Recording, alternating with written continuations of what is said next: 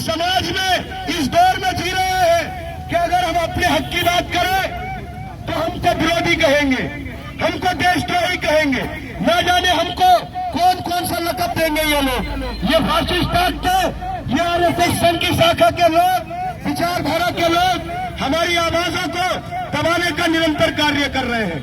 चाहे मसला देश के मुद्दों पर जो लोग लड़ाई लड़ रहे हैं, चाहे सदन के अंदर हो या सदन के बाहर हो, अगर जो लोग इनकी गलत नीति का, गलत विचारों का अगर विरोध करते हैं तो उनकी आवाज को दबा दिया जाता है, उनको प्रताड़ित किया जाता है, उनको जेलों में डाल दिया जाता है, उनको निलंबन कर दिया जाता है।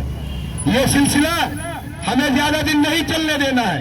देखिए, जो हक की लड़ाई होती है उस लड़ाई में किसी को निमंत्रण नहीं भेजा जाता। हक की लड़ाई के लिए हमें खुद आगे आना पड़ता है। आज हम सोचते हैं कि उसके ऊपर हुआ। देखिए, आपने सुना होगा जो दिल्ली यूनिवर्सिटी के अंदर डीयू में एक प्रोफेसर है, हमारी बहन डॉक्टर रितु, जो क्या कसूर था उनका कि वो बाबा साहब के विचार को आगे बढ़ाती थी, बच्चों को अच्छी शिक्षा देने का काम करती थी, समाज को और लोगों को जागरूक करने का काम करती थी। इन मनुवादी लोगों की सोच के विरुद्ध वो फिर भी बाबा साहब अम्बेडकर के संविधान को आगे बढ़ाती थी।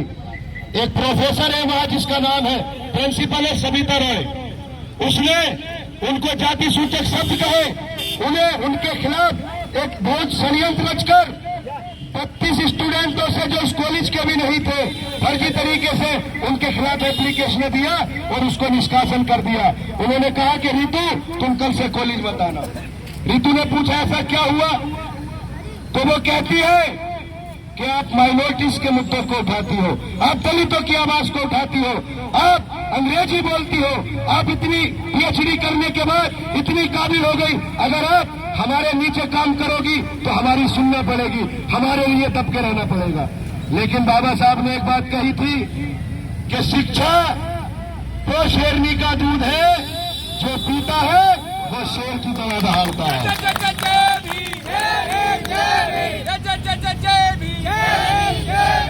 हम बाबा साहब को मानने वाले हैं, हम संविधान को मानने वाले हैं। क्या हम डरेंगे? क्या हम झुकेंगे? हम झुकने वाले हैं। एक बार बोलिए जोर से, लड़ेंगे, लड़ेंगे। जय जय जय जय जय भीम, जय जय जय जय जय भीम। अरे बोल रितु हल्ला बोल, अरे डॉक्टर रितु संघर्ष करो।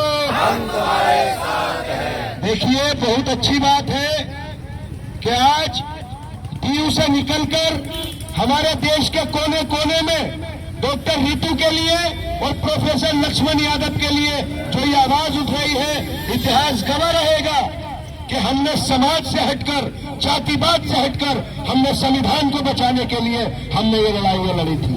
देखिए, जो लोग सोचते हैं कि अगर हम जुल्म के खिलाफ लड़ेंगे तो मारे जाएंगे, जो लोग सोचते हैं अगर हम जुल्म के खिलाफ बोलेंगे तो हमको जेल में डाल दिया जाएगा, हमको मार दिया जाएगा। एक बात बताइए, जो लोग ये सोचते थे कि अगर हम लड़ेंगे मार दिए जाएंगे, तो हमने कब्रिस्तानों में और शमशानों के अंदर उन लोगों की कब्रें भी देखी है, उन लोगों की चिताएं भी जलती हुई देखी है जो जुल्म के खिलाफ नहीं लड़े थे।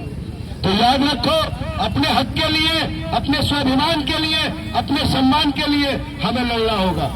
अगर ये लोग ऐसे ही करते रहे और हम डरते रहे, हमने इनका मुकाबला नहीं किया, हम लड़े नहीं, तो वो दिन दूर नहीं है जो ये लोग संविधान को खत्म कर देंगे। एक बात बताइए, संविधान की ताकत क्या होती है?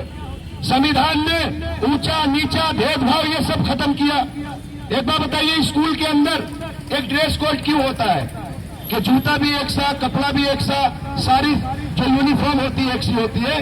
वो इसलिए होती है कि वहां पर कोई जातिवाद नहीं, वहां पर कोई धर्म नहीं, वहां पर कोई छोटा नहीं, वहां पर कोई बड़ा नहीं, वहां पर कोई गरीब नहीं।